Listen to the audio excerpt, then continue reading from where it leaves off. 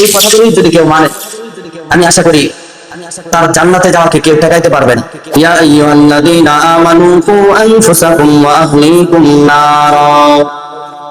দুনিয়ার মানুষদেরকে আল্লাহ তাআলা ডাক দিয়ে বলেন, হে দুনিয়ার ঈমানদারগণ, কু আনফুসাকুম ওয়া আহলিকুম নারা, তোমরা নিজেরা জাহান্নামের আগুন থেকে বাঁচো, জাহান্নামের আগুন থেকে বাঁচিয়া বাঁচিয়া তোমাদের পরিবার পরিজনদেরকে জাহান্নামের আগুন থেকে বাঁচাও।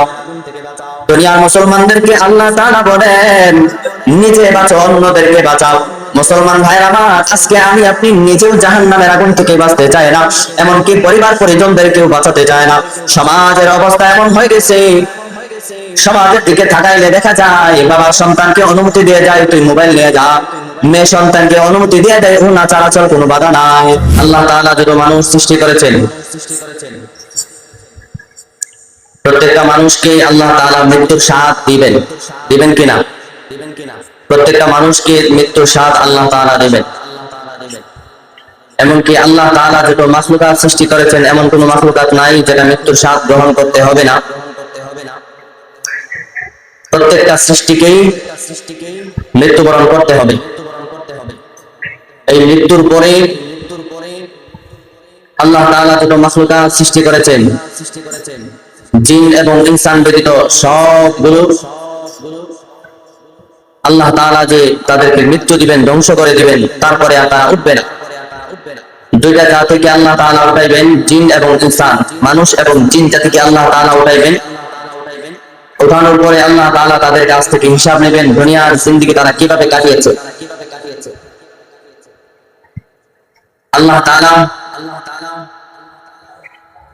প্রত্যেকটা মানুষ আল্লাহ তাআলার কাঠ গড়ায় দাঁড়াইতে হবে। দুনিয়ার হায়াতকে কিভাবে কাটিয়েছে সে সম্পর্কে আল্লাহ তাআলার সামনে তার জবাবদিহিতা করতে হবে। দুনিয়ার জমিনে দুনিয়ার কাজ করার মধ্যে যেমন মিথ্যা কথা বলে, অথবা টাকা দিয়ে, অথবা ক্ষমতা দিয়ে দুনিয়ার কাজ করা থেকে, কাঠগড় থেকে, দুনিয়ার আদালত থেকে আমি আপনি মুক্তি পাইতে পারি, কিন্তু আল্লাহ তাআলার আদালত এমন এক আদালত, সেখান থেকে পালাবার কোনো পথ আছে না নাই? আল্লাহ তাআলার কাঠগড় থেকে পালানোর কোনো পথ আছে? এমনকি একটা সেকেন্ড পর্যন্ত সেখান থেকে মিস হবে না। প্রত্যেকটা সেকেন্ডের হিসাব আল্লাহ তাআলা নেবেন। এই জন্যই আল্লাহ তাআলা বলেন, বান্দা আমি তোমাকে মায়া করে, দয়া করে, মহব্বত করে বানাইছি, আমি চাই তুমি জান্নাতে যাও। আল্লাহ তাআলা জান্নাতে আমাদেরকে নেওয়ার জন্য দুনিয়াতে প্রেরণ করছে। প্রেরণ করার পরে জান্নাতের স্কেল বাতিয়ে দিয়েছে, জান্নাতের পথ দেখিয়ে দিয়েছেন। তোমরা যদি এই পথে হাঁটো তাহলে আমি আল্লাহ তাআলার কাছে, আমি আল্লাহ তাআলার কাঠ গড়াই তোমরা পার পেয়ে যাবা। আমি আল্লাহ তাআলা তোমাদেরকে বিনা হিসেবে জান্নাত দিব। ওই পথটা কি? সিরাতুল মুস্তাকিমের পথ। যে পথ প্রত্যেকটা নামাজি নামাজের মধ্যে দাঁড়িয়ে বলতে থাকে, ইহদিনাস সিরাতাল মুস্তাকিম, হে আল্লাহ আমাদেরকে এমন এক পথ দেখান যেই পথ সরল সঠিক পথ। সিরাতুল মুস্তাকিম সিরাতাল লাযিনা আন'আমতা আলাইহিম, যেই পথে চলনেওয়ালাদেরকে, যেই পথে চলনেওয়ালাদেরকে আপনি রহম করেছেন, আপনি দয়া করেছেন, যে পথে আপনার প্রিয় বান্দারা, আপনার নবীরা, আপনার ওয়ালিরা যেই পথে চলেছে সেই পথে আমাদেরকে চালান। প্রত্যেক নামাজের মধ্যে, প্রত্যেক রাকাতের মধ্যেই আমরা এভাবে আল্লাহ তাআলার কাছে বলি। এখন যদি আমি আপনি নামাজ না পড়ি, আল্লাহ তাআলা অবশ্যই বলে দিয়েছেন, যদি নামাজ না পড়ো তাহলে দুনিয়ার জমিনেও তোমাদের জন্য কোনো প্রকারের সফলতা নাই, এমনকি আখিরাতেও তোমাদের জন্য সফলতা নাই। মুমিনের সফলতা তো ফজরের পর থেকে জোহরের নামাজ হওয়ার আগ পর্যন্ত, এই সময়ের সফলতা জোহরের নামাজ পড়া। জোহরের নামাজ থেকে আসর পর্যন্ত সময়টার সফলতা হচ্ছে সে আসরের নামাজ পড়তে পেরেছে। আসর থেকে মাগরিব, মাগরিব থেকে এশা, এশা থেকে ফজর। সর্বোপরি প্রত্যেকটা মানুষের চূড়ান্ত পর্যায়ের সফলতা হচ্ছে সে আল্লাহ তাআলার কাঠ গড়ায় দাঁড়ানোর পরে আল্লাহ তাআলা তাকে বলে দিবে, তুমি জান্নাতে চলে যাও, তোমার কোনো হিসাব হবে না। এমন কে হতে পারে? কথাগুলো লক্ষ্য করবেন। এমন ওই বান্দাটাই যেই বান্দা এক ওয়াক্ত নামাজ ছাড়ে না, নামাজকে পরিপূর্ণভাবে আঁকড়ায় ধরে। এই জন্য আল্লাহ তাআলা দুনিয়ার জমিনে মানুষদেরকে মহব্বত করে, মায়া করে, দয়া করে বানাইছেন বিদায় তিনি চান প্রত্যেকটা মানুষকে জান্নাতে দিব। জান্নাতে দেওয়ার জন্য আল্লাহ তাআলা পদে পদে মানুষকে সতর্ক করেছেন। পদে পদে আল্লাহ তাআলা বলেছেন, ইয়া আইয়ুহাল্লাযীনা আমানু কু আনফুসাকুম ওয়া আহলিকুম নারা। আল্লাহ তাআলা এই আয়াতের মধ্যে বলেছেন, ইয়া আইয়ুহাল্লাযীনা আমানু কু আনফুসাকুম ওয়া আহলিকুম নারা। হে ঈমানদারগণ, আমি তোমাদের জন্য জান্নাত বানাইলাম, জাহান্নাম বানাইলাম। যারা আমার কথা শুনবে তাদের জন্য, যারা আমার কথা শুনবে তাদের জন্য জান্নাত, যারা আমার কথা শুনবে না তাদের জন্য জাহান্নাম। আল্লাহ তাআলা এই আয়াতের মধ্যে সতর্ক করতেছেন, তোমরা নিজেরা তোমাদেরকে জাহান্নামের আগুন থেকে বাঁচাও, ওয়া আহলিকুম নারা, এবং তোমাদের পরিবার পরিজনদেরকে। এবার চিন্তা করে দেখেন, আমি নামাজ পড়ি কিনা? যদি আমি নামাজ পড়ি, আমার উপর দায়িত্ব আল্লাহ তাআলা দিয়েছেন আমার পরিবার পরিজনদেরকে নামাজ পড়ানো। আমার অধীনস্থ যারা আছে, আমি কথা বললে যারা মানবে তাদেরকে নামাজ পড়ানো, এটা আমার দায়িত্ব। আল্লাহ তাআলা দায়িত্ব দিয়েছেন, কু আহলিকুম কু আনফুসাকুম ওয়া আহলিকুম নারা, নিজে বাঁচো, পরিবার পরিজনদেরকে বাঁচাও। এজন্য আল্লাহ তাআলা দুনিয়ার জমিনে যেহেতু পাঠাইছেন, মৃত্যু অবশ্যই দিবে। মৃত্যু যেহেতু অবশ্যই হবে, অবশ্যই আমাকে আপনাকে আল্লাহ তাআলার কাঠ গড়ায় দাঁড়াইতে হবে। আল্লাহ তাআলার কাঠ গড়ায় যেহেতু আমাকে আপনাকে দাঁড়াইতে হবে, আল্লাহ তাআলা অবশ্যই হিসাব নিকাশ নেবেন। ওইখান থেকে যেহেতু ক্ষমতার লোভ দেখিয়ে, ধন সম্পত্তি দিয়ে, টাকা পয়সা দিয়ে পার পাওয়া যাবে না। প্রত্যেকটা সুস্থ মানুষের উচিত ছিল সে যেন প্রত্যেক ওয়াক্তের নামাজ পড়ে, ঠিক কিনা? প্রত্যেক ওয়াক্তের নামাজ পড়ে, এটা প্রত্যেকটা সুস্থ মানুষের উচিত ছিল। আজকে তো আমার আপনার ভিতরে নামাজের প্রতি একেবারে বেখিয়াল, আল্লাহ তাআলার ইবাদতের প্রতি বেখিয়াল, বরং ইহুদি খ্রিস্টানদের কালচার আমার আপনার ভিতরে একেবারে ভরপুর, ঠিক কিনা?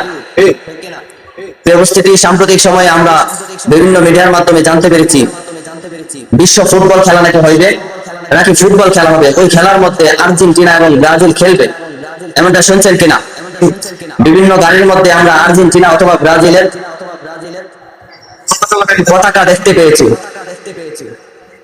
যে মানুষটা সপ্তাহে একদিন নামাজ পড়ে না, মাসে একদিন নামাজের মধ্যে আসে না, তার ভিতরেও মেসির প্রতি ভালোবাসা, আর্জেন্টিনার দলের প্রতি ভালোবাসা, ব্রাজিলের দলের প্রতি ভালোবাসা, যেখানে আমার আপনার ভালোবাসার দরকার ছিল আল্লাহর রাসূলকে। প্রথমে আমি হাদিস বলে নেই, আল্লাহর রাসূল বলেন, আল মারউ মা মান আহাব্বা, যার সাথে যার মুহাব্বত হবে তার সাথে তার কিয়ামত।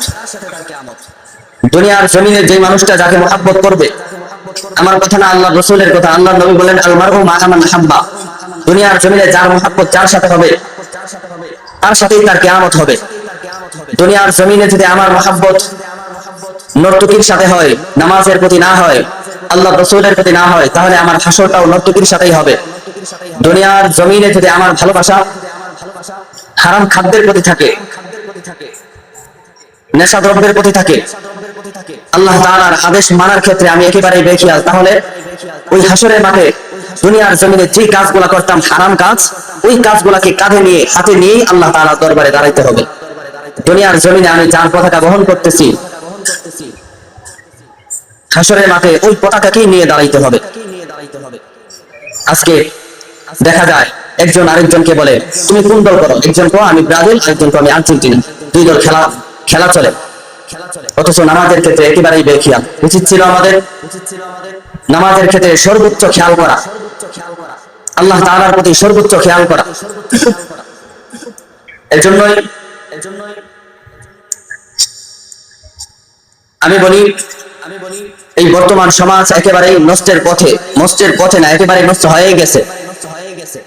কারণ যেখানে আল্লাহ তাআলা বলেছেন তোমরা নামাজ পড়ো, আমাকে মানো, আমার ইবাদতের পরে দুনিয়ার পিছনে লাগো, সেখানে আমরা আল্লাহ তাআলাকে পিছনে ফেলে দুনিয়া করতে করতে দুনিয়ার সময় পার করে দিতেছি। আল্লাহর রাসূল তো এক হাদিসের মধ্যে বলেছেন, দুনিয়া হচ্ছে প্রত্যেকটা মুমিনের জন্য ক্ষেত স্বরূপ। আদ-দুনিয়া সিজনুল মুমিন, আদ-দুনিয়া মাজরাতুল আখিরাহ। আল্লাহর নবী বলেন, মুমিনদের জন্য দুনিয়াটা হচ্ছে ফসল ফলাদির একটা ক্ষেত। আমি ইতিপূর্বে হাদিস বলেছি, আল্লাহ নবী বলেন, দুনিয়ার জমিনে যে মানুষটা যত ভালো ফসল ফলাবে, তার হায়াতের মধ্যে যত ভালো বীজ বপন করবে, সে মৃত্যুর পরে তত ভালো ফল পাবে। দুনিয়ার ক্ষেতের মধ্যে যদি আমি ভালো বীজ ফলাই, এটা থেকে ভালো ফসল আসবে। তদ্রূপ আমার আপনার হায়াতের মধ্যে আমি আপনি যদি ভালো আমল করতে পারি, এর বিনিময়টাও ভালোই আসবে। আর যদি ভালো আমল না করতে পারি, এর বিনিময়টাও খারাপই আসবে। এর জন্য দুনিয়ার জমিনে যে যাই করি না কেন, আমার আপনার প্রত্যেকের উচিত ছিল আল্লাহ তাআলাকে সর্বোচ্চ খেয়াল করা, সর্বোচ্চ ইবাদতের প্রতি খেয়াল করা। আল্লাহ তাআলা বলেছেন, ইয়া আইয়ুহাল্লাযীনা আমানু কু আনফুসাকুম ওয়া আহলিকুম নারা। দুনিয়ার মানুষদেরকে আল্লাহ তাআলা ডাক দিয়ে বলেন, হে দুনিয়ার ঈমানদারগণ, কু আনফুসাকুম ওয়া আহলিকুম নারা, তোমরা নিজেরা জাহান্নামের আগুন থেকে বাঁচো, জাহান্নামের আগুন থেকে বাঁচিয়া বাঁচিয়া তোমাদের পরিবার পরিজনদেরকে জাহান্নামের আগুন থেকে বাঁচাও। দুনিয়ার মুসলমানদেরকে আল্লাহ তাআলা বলেন, নিজে বাঁচো, অন্যদেরকে বাঁচাও। মুসলমান ভাইরা আমার, আজকে আমি আপনি নিজেও জাহান্নামের আগুন থেকে বাঁচতে চাই না, এমনকি পরিবার পরিজনদেরকেও বাঁচাতে চায় না। সমাজের অবস্থা এমন হয়ে গেছে, সমাজের দিকে তাকাইলে দেখা যায় বাবা সন্তানকে অনুমতি দিয়ে যায়, তুই মোবাইল নিয়ে যা। মেয়ে সন্তানকে অনুমতি দিয়ে দেয়, না চলাচল কোনো বাধা নাই।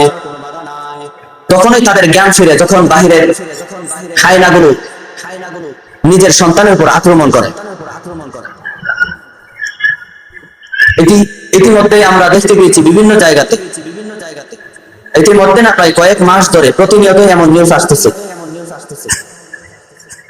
যে অমুক নেতা, 2 দিন আগেও শুনলাম এক নেতা এক মেয়েকে দর্শন করেছে, 15,000 টাকা দিয়ে শেষ মিটমাট।